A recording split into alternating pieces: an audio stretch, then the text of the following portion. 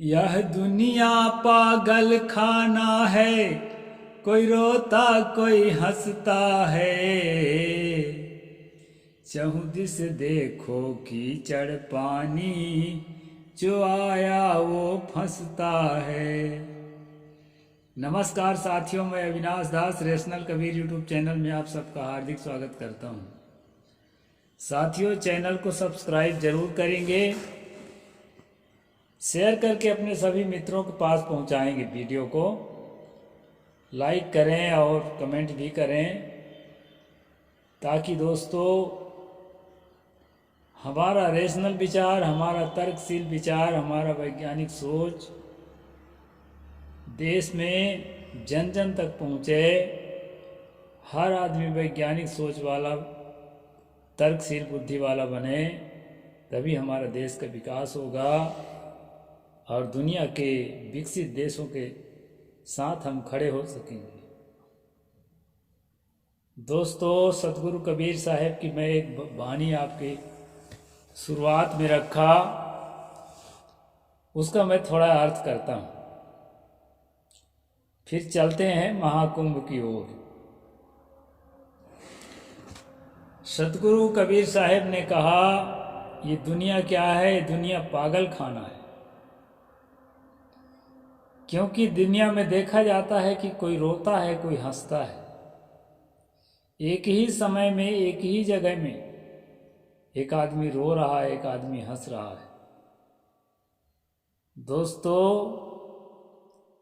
हंसने वालों की संख्या तो कम है।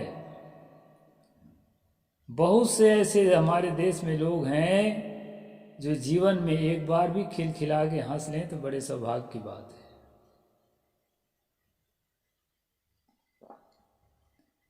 रोने वालों की संख्या तो इतना ज़्यादा है, बहुसंख्यक लोग रोने वाले हैं।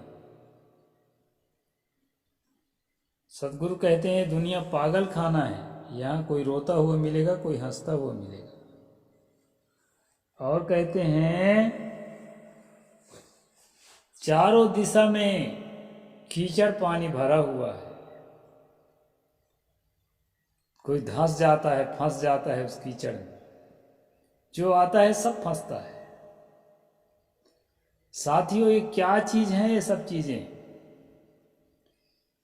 ये पद में जो है, जो बात बताई गई है वो है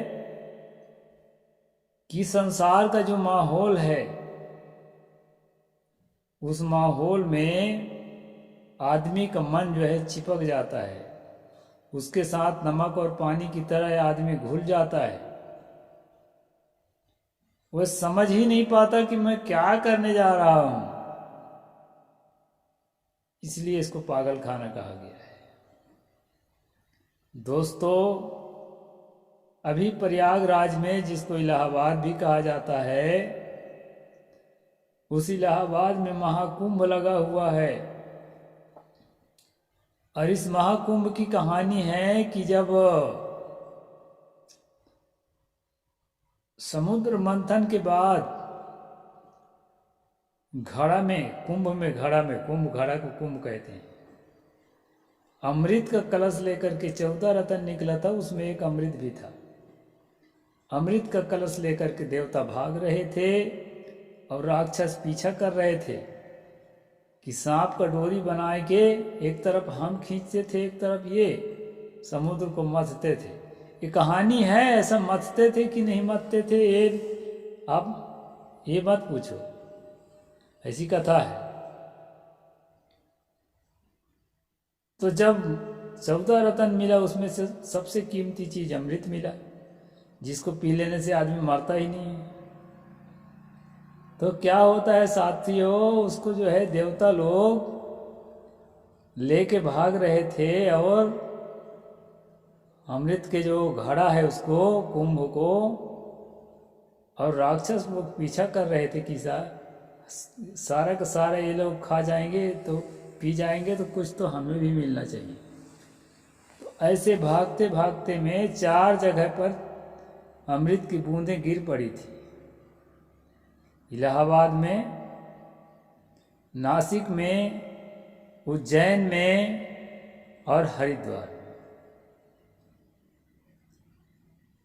ऐसी कहानी है दोस्तों, उसी के नाम से चारों जगह में 12 साल के बाद कुंभ लगता है और 6 साल के बाद अर्ध कुंभ लगता है।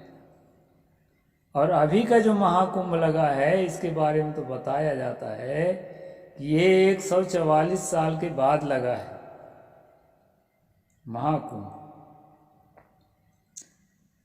दोस्तों, ये पुरोहितों का व्यापार है और व्यापारियों का व्यापार भी है और तरह तरह के व्यापार भी चलता है वहाँ। एक बिजनेस स्टंट है। मैं महाकुंभ या कुंभ देखने नहीं जाया करता इसलिए कि बहुत ज़्यादा भीड़ भाड़ में मुझे उतना ठीक नहीं लगता।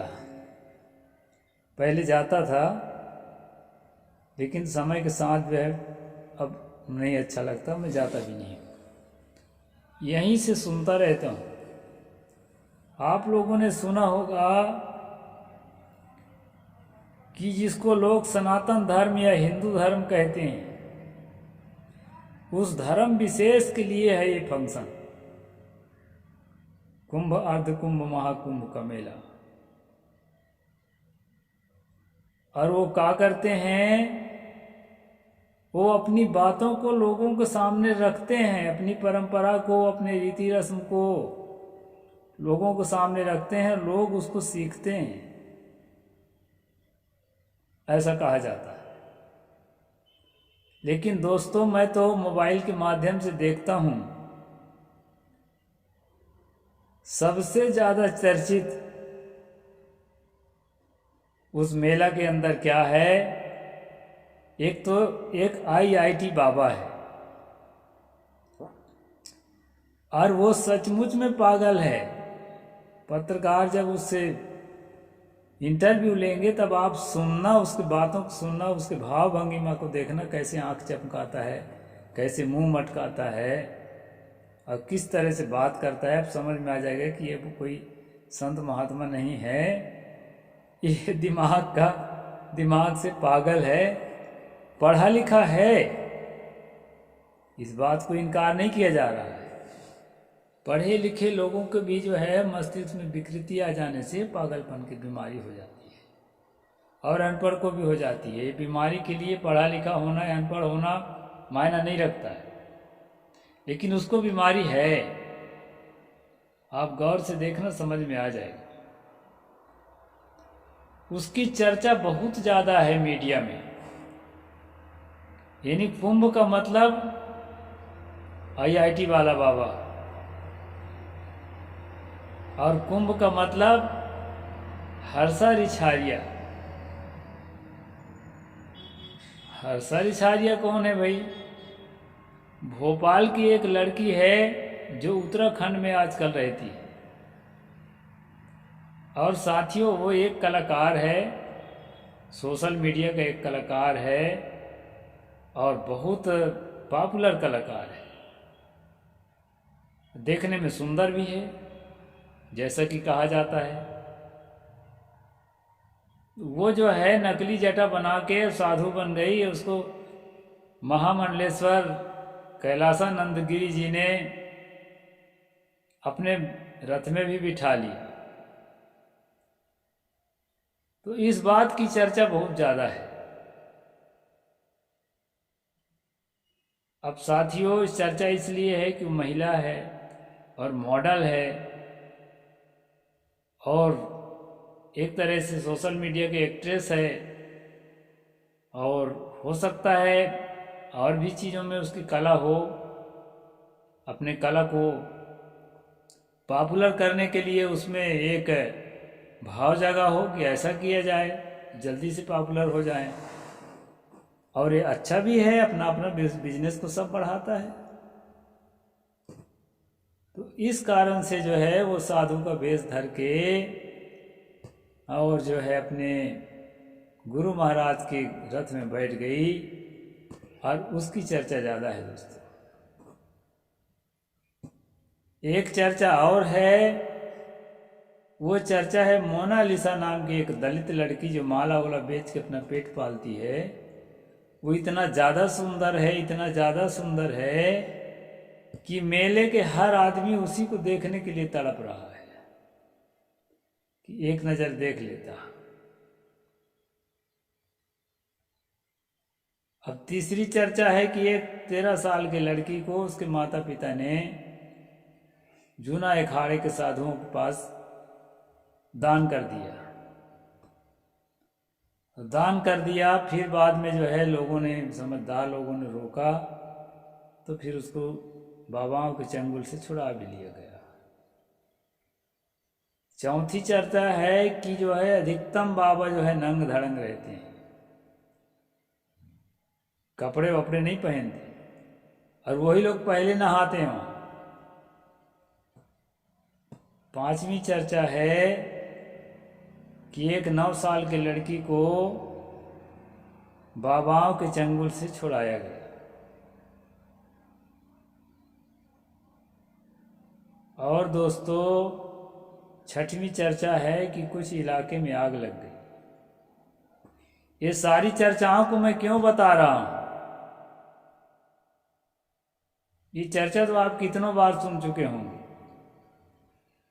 ये चर्चाओं को दोस्तों मैं इसलिए बता रहा हूं कि यह जो कहा जाता है ना कि अपने धर्म को, अपनी संस्कृति को बनाए रखने के लिए, अपने वेद शास्त्र के ज्ञान को बनाए रखने के लिए कुंभ का होना जरूरी है। और कुंभ के माध्यम से आम जनता इन सारी बातों को सीखती है और सीख करके अपने जीवन में आचरित करती है और अगली पीढ़ी तक ले जाती है, ये कहा जाता है। लेकिन दोस्तों, जिन चीज़ों की चर्चा बहुत है, मैंने जो बताया और आप लोग भी देखे होंगे, क्या ये सब धर्म के हिस्से हैं, संस्कृति के हिस्से हैं, वेद शास्त्र के हिस्से हैं, या इन्हीं चीज़ों को जान करके भवसागर से मुक्ति मिलने वाली है, ईश्वर परमात्मा या वैकुंठ मिलने वाला है?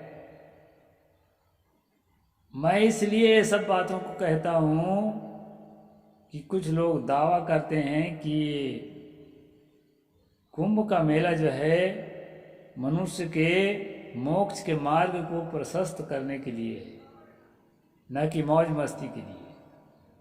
लेकिन जिन वायरल वीडियोस की चर्चा मैं कर रहा हूं दोस्तों, ये सारे मौज मस्ती वाले हैं। इसमें आत्मज्ञान की चर्चा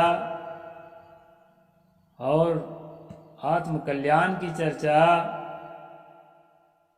और मनोनिग्रह की चर्चा जैसी बातें कहीं भी दिखाई नहीं पड़ी मुझे। होती होगी किसी कोने में, बहुत बड़ा एरिया है, लेकिन वो छिटपुट है, उसका कोई मूल्य नहीं है, क्योंकि ना तो सोशल मीडिया उसको दिखा रहा है, ना मेन स्ट्रीम मीडिया दिखा रहा है। तो इसका मतलब है कि वो गौण रूप में है।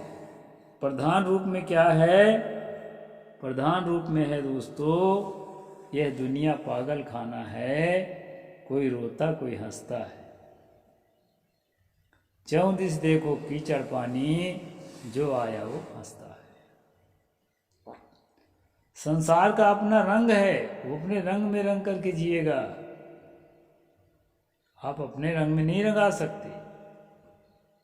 उनमें से कोई एक आध गहरी जिज्ञासा लेकर के आता है, समर्पण का भाव लेकर के आता है, उसे आप तर्कशील बना सकते हैं, वैज्ञानिक सोच वाला बना सकते हैं, और जो है कल्याण का अधिकारी बना सकते हैं।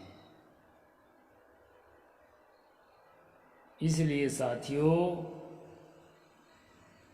जिन चीज़ों के नाम से मेला लगाया जाता है, ऐसा कहते हैं, उन चीज़ों को कहीं अता पता नहीं है। संस्कृति के नाम से थोड़ा टुकड़ा कपड़ा पहन लिया कोई महिला, पूरे अपने आप को साधु कहने वाले, भगत कहने वाले और कबीरपंथी कहने वाले बौखला जाते हैं। और अभी सरेआम नंगे नहा रहे हैं लाखों की संख्या में। उनके ऊपर कोई उंगली नहीं उठा सकता है। इसलिए साथियों, आज मेरा वीडियो बनाने का मकसद यही है कि संसार जो है अपने रंग में होता है, उसको ही पंडा पुरोहित साधु महात्मा चाहे जितना भी प्रयास करें, अपने रंग में नहीं रंग सकते। और अब तो नास्तिकता का विस्तार बहुत तेजी से हो रहा है, इसलिए किसी को साधु बनाना, किसी को भगत बनाना, किसी को पंडा पुरोहित बनाना नई पीढ़ियों के लिए बहुत मुश्किल जाता है। तो साथियों, मेला का वैसा कुछ उद्देश्य नहीं है जैसा बताया जाता है। उसका मेरे ख्याल से तो यही उद्देश्य है कि राजनीतिक एजेंडा को मजबूत करना है, अपने रणनीतियों को तैयार करना है। इसलिए अपनी अपनी कम्युनिटी बना करके वहाँ चर्चा होती है। वहाँ कोई धर्म वरम नहीं है। ये धोखे में मत रहना कि वही सारा धर्म है।